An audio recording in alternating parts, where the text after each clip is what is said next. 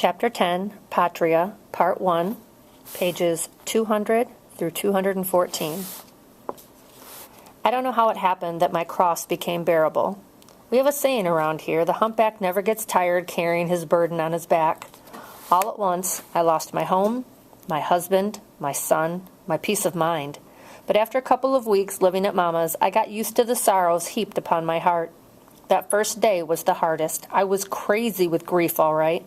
When Dede and Tono walked me into the house, all I wanted to do was lie down and die. I could hear the babies crying far off and voices calming them, and Nora sobbing along with her Aunt Mate, and all their grief pulled me back from mine. But first I slept for a long time, days it seemed, and when I woke up Dede's voice was in my ear invoking the Lord's name. And on the third day he rose again. I got up from my bed ready to set up housekeeping at Mama's. I asked for a basin for the baby's bath and told Norris that she had to do something about that hair in her eyes. Mate and I moved into a front room with a crib for both our babies, and I put Norris with Menu and Manolito in the spare room Minerva always used. Mama, I thought, would do better by herself in her own room. But past midnight the sleepers began to shift beds, everyone seeking the comfort of another body. Manolito invariably crawled in with me, and soon after Raulito would start bawling. That boy was jealous even in his sleep. I'd bring him to my bed, leaving the crib empty, for Jacqueline was already cuddled at her mother's side, and in the mornings I'd find Norris and Minu in Mama's bed, their arms around each other, fast asleep. And on the third day, he rose again. On my third day at Mama's, instead of a resurrection, I got another crucifixion. The S.I.M. came for Mate. It was 3 months before I laid eyes on her or Minerva or our husbands. 3 months before I got to hold my Nelson. As I said, I recovered, but every now and then I wouldn't get the pictures out of my head. Over and over again I saw the S.I.M. approaching. I saw Nelson and Pedrito hurrying out the back way, Norris's stricken face. I saw the throng of men at the door, and I heard the stomping, the running, the yelling, and I saw the house burning. I saw tiny cells with very little air and no light. I heard doors open. I saw hands intrusive and ugly in their threats. I heard the crack of bones breaking, the thud of bodies collapsing. I heard moans, screams, desperate cries. Oh, my sisters and my Pedrito. Oh, my little lamb. My crown of thorns was woven of thoughts of my boy, his body that I had talcumed and fed and bathed, his body now broken, as if it were no more than a bag of bones. I'd been good, I started screaming at the sky, undoing the recovery, and then Mama would have to send for Dede. Together Dede and I would pray a rosary. Afterwards we played our old childhood game, opening the Bible and teasing a fortune out of whatever verse our hands landed on. And on the third day, he rose again. It was odd living in Mama's new house. Everything from the old house was here, but all rearranged. Sometimes I'd find myself reaching for a door that wasn't there, and in the middle of the night, however fearful I was about waking the children, I had to turn on the light to go to the sanitary. Otherwise, I'd end up crashing into the cabinet that never used to be in the hallway in the old house. In the entryway hung the required portrait of El Jefe, except it wasn't our old one of Trujillo as a young captain that used to hang next to the Good Shepherd. Mama had acquired this latest portrait and hung it all by itself, out as far as she could to get it away from the rest of the house. He was older now, heavier, his jowls thicker, the whole face tired out, someone who had too much of all the bad things in life. Maybe because I was used to the Good Shepherd and Trujillo side by side in the old house, I caught myself praying a little greeting as I walked by. Then another time I came in from outside with my hands full of anthuriums, and I looked up at him and I thought, why not? I set up a vase on the table right under his picture. It seemed natural to add a nice little lace cloth for the table. I don't know if that's how it started, but pretty soon I was praying to him. Not because he was worthy or anything like that. I wanted something from him, and a prayer was the only way I knew to ask. It was from raising children that I learned that trick. You dressed them in their best clothes, and they behaved their best to match them. Nelson, my devil, when he was little, he was always tormenting Norris and always getting into things, and I'd call him in, give him a bath, but instead of putting him in his pajamas and sending him to bed in the middle of the day, where he'd get bored and mean, I'd dress him up in his garbadine trousers and little linen gallabera that I'd made him just like his father's. And then I'd take him with me to Salcedo for an afternoon novena and a coconut ice afterwards. That dressed-up boy acted like an angel. So I thought, why not? Treat him like a spirit worthy of my attention, and maybe he would start behaving himself. Every day I changed the flowers and said a few words, and Mama thought I was just putting on a show for Peña and his SIM, who came by often to check on the family. But Fela understood, except she thought I was trying to strike a deal with the evil one. I wasn't at all. I wanted to turn him towards his better nature. If I could do that, the rest would follow. Jefe, I would say, remember you are dust, and unto dust you shall return. That one never worked with him. Hear my cry, Jefe. Release my sisters and their husbands and mine, but most especially I beg you, old Jefe, give me back my son. Take me instead. I'll be your sacrificial lamb. I hung my Sacred Heart, a recent gift from Don Bernardo, in the bedroom, and there I offered not my trick prayers, but my honest-to-God ones. I wasn't crazy after all. I knew who was really in charge. I had to let go of my hard feelings for the most part, but there was some lingering bitterness. For instance, I had offered myself to El Jefe to do with what as he wanted, but I hadn't extended the same courtesy to God. I guess I saw it as a clear-cut proposition that I was making El Jefe. He would ask for what he always asked for from women. I could give that. But there would be no limit to what our Lord would want of Patria Mercedes, body and soul, and all the et ceteras besides. With a baby still hugging at my breast, a girl just filling out, and my young man's son behind bars, I wasn't ready to enter his kingdom. In the midst of my trials, there were moments, I can't say they were moments of grace, but they were moments of knowing I was on the right track. One day, soon after Mate was taken, Peña showed up. That man gave me a creepy feeling, exactly the same as the one that I'd felt in the presence of the devil in the old days, fooling with my hands at night. The children were out on the patio with me, and they kept their distance from Peña, refusing the candies that he offered them unless I took them from him in my hands first. And when he reached for Minot to ride on his knee, all of them ran away. Lovely children, he said, to mask the obvious rejection. Are they all yours? No, the boy and the little girl are Minerva's, and the baby girl is Maria Teresa's, I said the names very clearly. I wanted it to sink in that he was making these children orphans. The baby boy and the young girl are mine. Don Pedrito must love those children of his. My blood went cold. What makes you say so, Captain? I tried to keep my voice even. The SIM made your husband an offer, but he wouldn't take it. So he was still alive. 3 times Dede and Mama and Jaimito had been down to headquarters only to be told that there was no record of our prisoners. Don't you want to know what the offer was? Peña seemed miffed. I had noted that he got some thrill out of having me plead for information. Well, yes, please, Captain. Your husband was offered his freedom and his farm back. My heart leapt. If he provided his loyalty to El Jefe by divorcing his Mirabel wife. Oh? I could feel my heart like a hand making a fist in my chest. Peña's sharp pid-like eyes were watching me, and then he had his dirty little say, You Mirabel women must be something else, and he fondled himself, to keep a man interested when all he can do with his manhood is pass water. I had to say 2 glory bees to myself before I could even speak aloud. Even so, my voice threw sparks. Captain Peña, no matter what you do to my husband, he will always be 10 times the man you are. The evil man threw back his head and laughed and picked up his cap from his lap and stood to leave, and I saw the lump that he had gotten by working me up to this state. I went in search of the children to calm myself down, and I found Manu digging a hole in the ground and burying all the candies Peña had brought. When I asked her why she was wasting her candies, she said that she was burying them like the box her mama and papa had buried in their yard that was bad to touch. This is bad candy, she said to me. Yes, it is, I said, and I got down on my knees to help her finish burying it. Peña's mention of Pedrito was the first news that we had had of any of our prisoners. Then, a few days later, Dede and Mama came back from another trip to the capital with the good news that the girls' names, along with those of the men and my Nelson, had appeared on the latest list of 372 detained. Oh, how relieved we were. As long as the SIM admitted that they were in custody, our prisoners stood less of a chance of being disappeared. Dark as it was, I went out into the garden with Mama's scissors, and I cut by scent more than sight, so that I didn't know exactly what I had until I was back inside.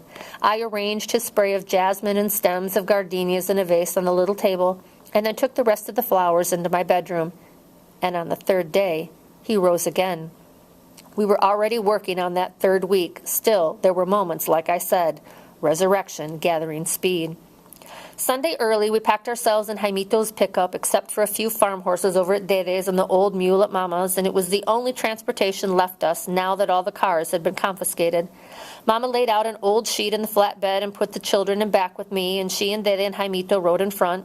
It was still early morning as we drove towards Salcedo for the first Mass. The mist was rising all around us from the fields, and as we passed the turnoff to our old house in Canculo, I felt a stab of pain. I looked at Norris, hoping she hadn't noticed, but her pretty face was struggling to be brave. No one knew that the voice of God would speak from the pulpit that day, and none of us would have expected it from Padre Gabriel, who was, we thought, a stooge substitute sent in after Padre de Jesus was arrested. When it came, I almost didn't hear it. Raulito was having one of his crying fits, and Jacqueline, who is emphatic when it comes to tears, had joined in. Then, too, Menu was busy reading my upside-down missal to Manuelito. Dede and I were having a time managing a lot, while Mama was doing her share casting stern glances from the middle of our pew. And she's all too fond of telling us we are raising savages with all our new theories about talking and not spanking, fighting tyrants and meanwhile creating little ones. I was headed to the vestibule with the children when I heard what I thought I had misheard. We cannot remain indifferent to the grievous blows that have afflicted so many good Dominican homes. Padre Gabriel's voice cracked over the loudspeaker. "Hush now," I said, so fiercely the children stopped their fussing and looked at me with full attention. "All human beings are born with rights derived from God that no earthly power can take away." The sun was shining through the stained glass window of the John Evangelist, depicted in a loincloth some church ladies had complained was inappropriate even in our tropical heat. I propped Raulito up on the baptismal font and gave the other children mints to keep them quiet. To deny these rights is a grave offense against God and against the dignity of man. He went on, but I wasn't listening anymore. My heart was beating fast, and I knew once that I had said I couldn't take it back. "Oh, Lord, release my son," I prayed. And then I added what I'd been holding back. "Let me be your sacrificial lamb." And when Padre Gabriel was done, he looked up, and there was utter silence in that church. We were stunned with the good news that our Gabriel had delivered onto us. If the church had been a place to clap, we would have drowned out his Dominus Vobiscum with applause. We stayed the whole day in Salcedo, sitting in the park between masses, buying treats for the kids as bribes for the next hour-long Mass. Their church clothes were soiled by the time the last Mass rolled around at 6. With each service, the rumor spread, and the crowds grew, and people kept coming back Mass after Mass. Undercover agents also started showing up. We could spot them easily. They were the ones who knelt with their butts propped on the pew seats and looked about during the consecration, and I caught sight of Peña in the back of the church, no doubt taking note of repeaters like me. Later, we found out this was happening all over the country. The bishops had gathered together earlier in the week and drafted a pastoral letter to be read from every pulpit that Sunday. The church had at last thrown in its lot with the people. That evening we rode home in high spirits, the babies fast asleep in the arms of the older children, and it was already dark. But when I looked up at the sky, I saw a big old moon like God's own halo hung up there as a mark of his covenant. I shivered, remembering my promise. We were worried about attending Mass the following Sunday. All week we heard of attacks on churches throughout the island, and down in the capital somebody had tried to assassinate the archbishop in the cathedral while he was saying Mass. Poor Pettini was so old and blind he didn't even realize what was happening, but kept right on intoning the Kyrie as the assassin was being wrestled to the ground. Nothing as serious as that happened in our parish, but we had our own excitement. Sunday after the pastoral, we were visited by a contingent of prostitutes. When it was time for communion, there was such a sashaying and swaying of hips to the altar rail, you'd have thought they were offering their body and blood, not receiving his. They lined up laughing and taunting Padre Gabriel by opening their mouths for the sacred host and making lewd gestures with their tongues.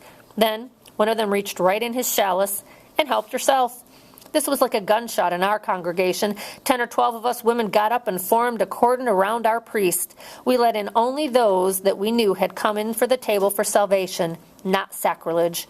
You could bet those puticas lit into us. One of them shoved me aside, but did Patria Mercedes turn the other cheek? Not on your life. I yanked that scrawny, done-up girl to the back of the church. "Now," I said, "you want to receive communion? You recite the credo first." She looked at me as if I had asked her to speak English. Then she gave me a toss of her head and marched off to the SIM to collect whatever her charge was for desecrating. The following Sunday, we arrived for early Mass, and we couldn't get in the door for the stench inside. It took no time at all to find out what the problem was. Sin vergüenzas. They had come into the church the night before and deposited the contents of latrines inside the confessional. I sent the children home with Mama, afraid of some further incident with the SIM. Dede, Norris, and I stayed to clean up. Yes, Norris insisted, though I fussed that I wanted her home safe with the others. God's house was her house too, she argued. My prayers to the Virgencita to bring her around had been answered, and I had to laugh. It was for Sor Asuncion always used to tell us, beware what you ask God. He might just give you what you want. One morning, close to a month after Mate and Minerva had been taken, I had another visitor. Dede and Mama had gone to the capital to make their rounds. Their habit was to drive down every week with Jaimito or with some other prisoner's family. They refused to take me along. They were sure someone at the SIM headquarters would realize that they had overlooked me and grab me on the spot. Before heading home, they always drove out to La Victoria, out of desperation, I suppose, hoping to catch a glimpse of the girls. Of course, they never saw them. But often there were sheets and towels hanging to dry through the bars of windows, and this touch of domesticity always gave them hope. I was in the parlor teaching Norris how to applique monograms, just as I had once taught Mate. The children were busy building their block palaces on the floor, and Tono came in and announced that there was a visitor. Instantly, my heart sank, for I assumed it was Peña again, but no, it was Margarita, no last name given, wanting to see the doña of the house, though she couldn't say in relation to what. The young woman sitting in the stoop out back looked vaguely familiar. She had a sweet, simple face, dark, thick hair held back with bobby pins. The eyes, the brows, the whole look had Mirabelle written all over it. I know, I thought, not now. She stood up the minute she saw me and bowed her head shyly. Could we speak privately? I wasn't sure what to expect. I knew Minerva had stayed in touch with them over the years, but I had always kept my distance. I did not want to be associated with the issue of Campesina, who had no respect for the holy bands of matrimony or for the good name of Mirabelle. I nodded towards the garden where no one would overhear our talk, and when we were a little ways down the path, she reached in her pocket and offered me a folded note. My hands began to shake. God be praised, I said, looking up. Where did you get this? My mother's cousin works in La Victoria. He doesn't want his name mentioned. I unfolded the note. It was the label off a can of tomato paste, and the back had been written on. We're in cell number 61, Pavilion A, La Victoria, Dulce, Miriam, Violeta, Acela, Delia, Sina, Minerva, and me. Please notify their families. We are all well but dying for news of home and the children. Please send Trinalin, as we are all down with a bad gripe, and Lomato for the obvious, and any foods that keep. Many kisses to all, but especially to my little darling. And then, as if I wouldn't recognize that pretty hand in a million years, the note was signed Mate. My head was spinning with what needed to be done. Tonight, with Mama and Dede, I would write a reply and fix up a package. Can we send something back with your relative? She nodded, lingering as if he had something else to say, and I realized I'd forgotten there was always a charge for such services. Wait here, please, I said, and I ran into the house to get my purse. She looked pained when I offered her the bills. No, we wouldn't take anything from you. Instead, she handed me a card with the name of the pharmacy that I always went to in Salcedo. Her own name was written on the back, Margarita Mirabelle, to serve you. That Mirabelle was something of a shock. Thank you, Margarita, I said, offering her my hand, and then I added the words I found hard to wrench from my prideful heart. Patria Mercedes, to serve you. When she had left, I read Mate's note over and over, as if with each reading new information would surface. Then I sat down on the bench by the birds of paradise, and I had to laugh. Papa's other family would be the agents of our salvation. It was ingenious, and finally I saw all wise. He was going to work several revolutions at one time. One of them would have to do with my pride. That night, Dede, Mama, and I stayed up late preparing the package that we made sweet potato biscuits with molasses, which would have a lot of nutrition, and filled a bag full of little things that wouldn't spoil. We packed a change of underwear for each of them and socks, and inside the socks I stuck a comb and a brush for them to share. I couldn't imagine how Mate was taking care of that long hair. Our little pile of things grew, and we began arguing over what was necessary. Mama thought it would be a mistake to send Mate her good black towel that she had made the week that she was home to save her nerves. She had finished appliquing the M in gold satin, but had not gotten to the G yet. The more you send, the more chances someone along the way will steal the whole thing. Ay, Mama, have a little faith. She put her hands on her hips and shook her head at me. Patria, Mercedes, you should be the first one to know. We kept our sentences incomplete whenever we were criticizing the government inside the house. There were ears everywhere, or at least we imagined them there. There is no towel for a jail cell, Mama finished, as if it was what she had been about to say from the start. Dede convinced her. She used the same argument about the manicure set, the case with lipstick and face powder, the little bottle of Matador's Delight. These little touches of luxury would raise the girl's spirits. How could Mama argue with that? Tucked inside Mate's prayer book, I put some money and our note. Dearest Minerva and Mate, we are petitioning at headquarters, and God willing, some door will open soon. The children are all well, but missing you terribly. Please advise us of your health and any other needs. Also, what of the men and dear Nelson? Send any news, and remember, you are in the hearts and prayers of Patria and Dede and your loving mother. Mama wrote her own name, and I couldn't keep back my tears when I saw her struggling with the pen and then ruining her signature by running the ink with her tears. After Mama went to bed, I explained to Dede, who had brought the note over, that I had been vague with Mama as to not open old wounds. She looks like Mate, I reported. She's quite pretty. I know, Dede admitted. It turned out she knew a lot more. Back when Papa died, Minerva asked me to take out of her inheritance for those girls' education. Dede shook her head, remembering. I got to thinking about it, and I decided to put half in. It wasn't all that much, she added when she saw my face. I was a little hurt not to be included in the charitable act. Now the oldest has her pharmacy degree and is helping out the others. A fine girl, I agreed. There isn't any other kind of Mirabelle girl, Dede said, smiling. It was a remark Papa used to make about his girls, and back then we had assumed he was talking just about us. Something wistful and sisterly hung in the air. Maybe that's why I went ahead and asked her. And you, Dede? How are you doing? She knew what I meant. I could read a sister's heart, even if it was hidden behind a practiced smile. Padre de Jesus had told me about an aborted visit Dede had made to his rectory, but since the girl's arrest, we were all too numb to feel or talk about any of the grief. Jaimito is behaving himself very well. I can't complain, she said. Behave? What a curious word for a wife to use about her husband. Often now Dede slept over at Mama's with the other two younger boys to keep an eye on us, so she said. Things are all right, then? Jaimito's been great, Dede went on, ignoring my question. I'm very grateful, since I know he didn't want any part of this mess. Well, none of us did, I observed, and then because I could see her drawing in, I turned away from any implied criticism of Jaimito.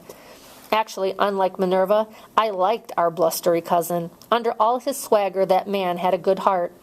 I took her hand, and when all this was over, please get some counsel from Padre de Jesus. Faith can strengthen a marriage, and I want both of you to be happy together. Suddenly she was in tears, but then she always got weepy when I spoke to her that way, and I touched her face and motioned for us to go outside. What's wrong? Can you tell me? I asked her as we walked up the moonlit drive. She was looking up at the sky, and the big old moon of a few days back had shrunk into something with a big slice of itself gone. Jaimito's a good man, whatever anyone thinks, but he would have been happier with someone else, that's all. And there was a pause. And you, I prodded. I suppose, she admitted. But if she had a ghost in her heart, she didn't give out his name. Instead, she reached up as if that moon were a ball falling into her empty hands. It's late, she said. Let's go to bed. And as we made our way back down the drive, I heard a distant cough. We've got visitors again, I whispered. I know, she said. Ghosts all over the place.